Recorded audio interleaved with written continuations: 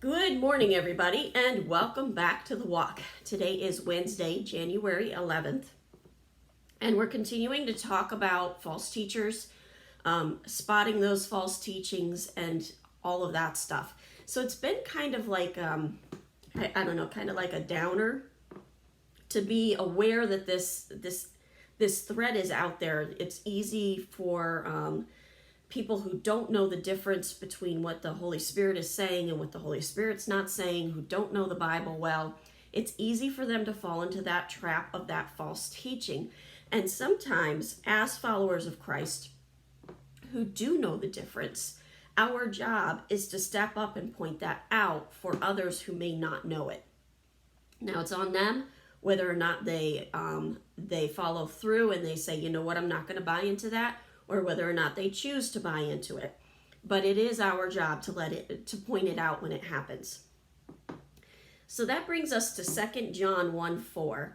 And this starts off a little bit more encouraging. And that was a big reason why I think the Holy Spirit wanted to talk about this, because we are empowered, especially when we have that prayer closet time. We are empowered.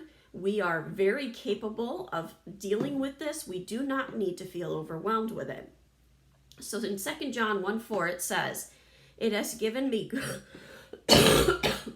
excuse me, great joy to find some of your children walking in the truth, just as the Father commanded us."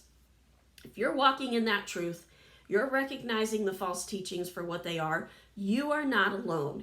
There are others that, remember, we just talked about this remnant. The remnant's going to spot these false teachings, just as the Father commanded us. And now, dear lady, I am not writing you a new command, but one we have had from the beginning. I ask that we love one another. And this is love, that we walk in obedience to his commands.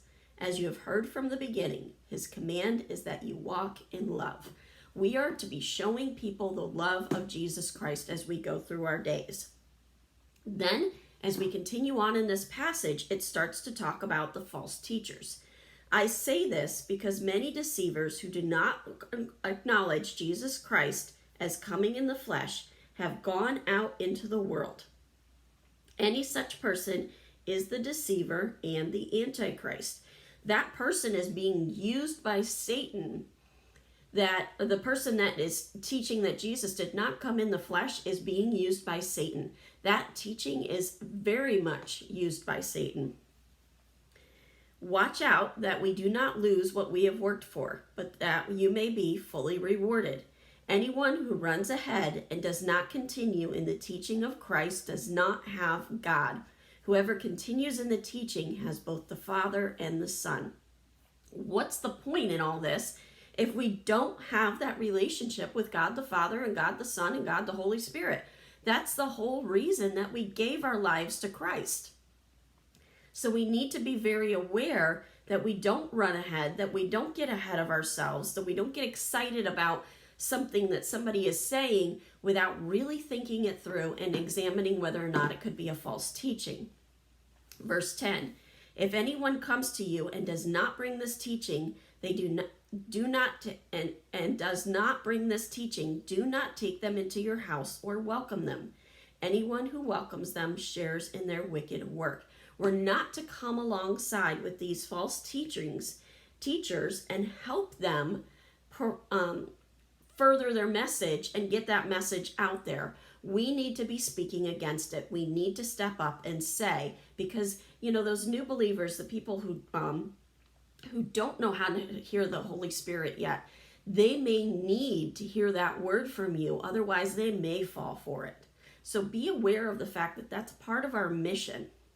As you go into your prayer closet today, pray for those opportunities to tell people the truth and keep that truth moving forward. Have a wonderful day. God bless, and keep walking the walk.